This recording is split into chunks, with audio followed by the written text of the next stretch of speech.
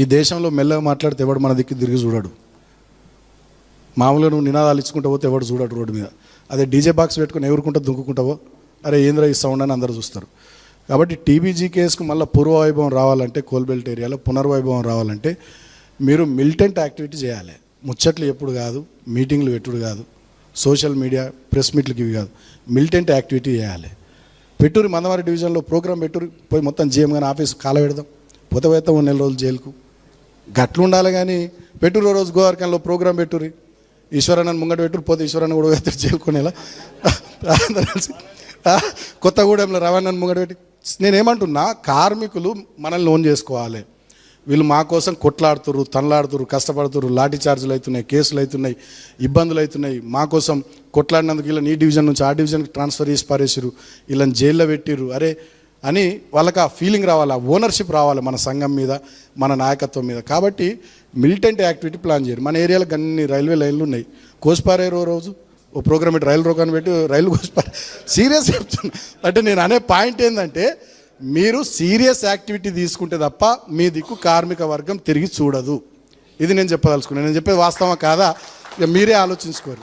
ఎందుకంటే ఇది 3వ సంవత్సరం వాళ్ళ పాలన. ఇప్పుడు ఎంత గట్టిగా కొట్లాడితే, ఎంత గట్టిగా మాట్లాడితే, రాస్తా రోకోలు కానీ, రైలు రోకోలు కానీ, జిఎం ఆఫీసుల ముందర ధర్నాలు కానీ అవన్నీ మామూలుగా సప్పసప్ప చేస్తే నడవది. కొంచెం గట్టిగా చేయాలి. గట్టిగా చేస్తే మన దిక్కు తిరుగు చూస్తారు, మనల్ని ఓన్ చేసుకుంటారు, మన దిక్కు వస్తారు. పోయిరండి ఓ 1 నెల రోజులు జైలుకి, ఏం పోయింది, ఓ 45 రోజులు పోయిరండి. జైలుకు పోతే ఒక కేసు అయితే మంచిగా మెడల్ వచ్చినట్టు, గోల్డ్ మెడల్ వచ్చినట్టు ఫీల్ కావాలి తప్ప భయపడద్దు. కాబట్టి నేనేమంటున్నది, నేను ఉత్తా చెప్తలే, ఆ మిలిటెంట్ యాక్టివిటీతో ఏంటంటే మనల్ని ఆ వర్గం ఓన్ చేసుకుంటుంది. అరే వీళ్ళని సంఘాన్ని ఓడగొట్టినాం, ఎమ్మెల్యేలను ఓడగొట్టినాం, గవర్నమెంట్ పోగొట్టినాం, అయినా కూడా వీళ్ళు మనసులో పెట్టుకోకుండా మా కోసం కొట్లాడుతుర్రు, మా కోసం కష్టపడుతుర్రు, అసలు వీళ్ళే మా బిడ్డలు, వాళ్ళు పరాయోళ్ళు అనే ఫీలింగ్ కాంగ్రెస్ బీజేపీల మీద మన కార్మిక లోకానికి వస్తుంది. ఒక్కొక్క కార్మికునికి ఆ ఫీలింగ్ వచ్చినాక ఆయన 10 మందిని 20 మందిని తయారు చేస్తాడు. మనల సంగతి తెలుసు కదా. కాబట్టి మిలిటెంట్ యాక్టివిటీ కూడా మీరు సీరియస్గా ప్లాన్ చేయాలి. అవసరమైతే రోజు ఇక్కడ సింగరేణి భవన్ అని కాలబెట్టుర్రి, మొత్తం అంగడి చేసి పారేరు, ఏముంది. అట్లా ఆ సీరియస్నెస్ యాక్టివిటీలో కనబడితే తప్ప, ఆ సీరియస్నెస్ యాక్టివిటీలో కనబడితే తప్ప కార్మికులు పూర్తి స్థాయిలో మన దిక్కు వచ్చేటటువంటి అవకాశం ఉండదు.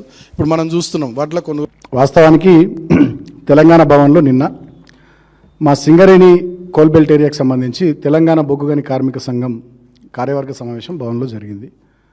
దానికి మేము ఆసిఫాబాద్ నుంచి మొదలుకొని మనుగూరు, ఇల్లెందు, కొత్తగూడెం వరకు వివిధ నియోజకవర్గాలకు కోల్బెల్ట్ ఏరియాలో ఇన్ఛార్జీలు ఉన్నటువంటి వాళ్ళమందరం కూడా హాజరైనాం. ఆ సమావేశంలో నేను నిన్న సుమారు అరగంటకు పైగా నేను మాట్లాడినట్టున్నా. దాంట్లో కొన్ని నా వ్యాఖ్యలు ఇటు అటు చేసి, అటు ఇటు చేసి, ఫ్యాబ్రికేట్ చేసి కాంగ్రెస్ పార్టీ వాళ్ళు నిన్నంతా కూడా సోషల్ మీడియాలో, వాళ్ళకు అనుకూలమైనటువంటి మీడియాలో తిప్పి కొన్ని పేపర్లలో కూడా వాళ్ళ రాపించినట్టున్నారు. అయితే అసలు విషయం ఏంటి అంటే, నిన్న సింగరేణి బొగ్గుగని కార్మిక సంఘం సమావేశంలో భవిష్యత్తులో సింగరేణి కార్మిక లోకం కోసం చేయాల్సినటువంటి పోరాటాలు, తీసుకోబోయే కార్యాచరణ, ఇప్పటిదాకా జరిగినటువంటి కార్యక్రమాలు, అన్ని విషయాలు కూడా నిన్న చర్చించుకున్నాం. ఆ క్రమంలో నాకు వేరే ఒక పని ఉండి పార్టీకి సంబంధించి నేను వేరే మీటింగ్కి పోయినా. గౌరవనీయులు పెద్దలు మన మాజీ మంత్రివర్యులు హరీష్ అన్న నిన్న ఆ కార్యక్రమానికి కూడా వచ్చారు. తర్వాత ప్రెస్ కాన్ఫరెన్స్ కూడా వారు పెట్టారు. వారు ఏం మాట్లాడారు చాలా స్పష్టంగా, సింగరేణిలో 40 లక్షల టన్నుల బొగ్గు మాయమైంది, దాని విలువ సుమారు 1600 కోట్లు. అసలు ఎటువైంది 40 లక్షల మెట్రిక్ టన్నుల బొగ్గు, ఏమైంది అని హరీష్ అన్న మాట్లాడాడు. ఎట్ ద సేమ్ టైం గతంలో కేసీఆర్ గారి ప్రభుత్వ హయాంలో మేము 19,000 మందికి ఉద్యోగాలు ఇచ్చినాం సింగరేణిలో. మీరు వచ్చిన ఈ 3 ఏళ్ల పాలనలో మీరు ఎన్ని ఉద్యోగాలు ఇచ్చిర్రు? గతంలో జీవో 76 కింద మేము సింగరేణి కోల్బెల్ట్ ఏరియాలో బెల్లంపల్లి నుంచి మొదలుకొని సత్తుపల్లి దాకా పట్టాలు ఇచ్చినాం. సింగరేణి ఖాళీ స్థలాలు ఇల్లు కట్టుకున్న వాళ్ళకు మీరు ఎంతమందికి 3 ఏళ్లలో పట్టాలు ఇచ్చిర్రు? సింగరేణిలో ఒకప్పుడు ఉన్నటువంటి స్కీములు, అది కారుణ్య నియామకాలు కానీ, కార్పొరేట్ స్థాయి రెఫరల్స్ తల్లిదండ్రులకు కానీ, ఇల్లు కట్టుకుంటామంటే ఇచ్చే 20 లక్షల వడ్డీ లేని రుణం కానీ, అదేవిధంగా మైన్స్ మీద పిట్ స్థాయిలో కార్మికులకు ఇచ్చే వెల్ఫేర్ యాక్టివిటీ కానీ, ఇవేవి కూడా అమలు కావడం లేదు. సింగరేణిలో స్కీములు లేవు, కేవలం స్కాములు మాత్రమే ఉన్నాయి.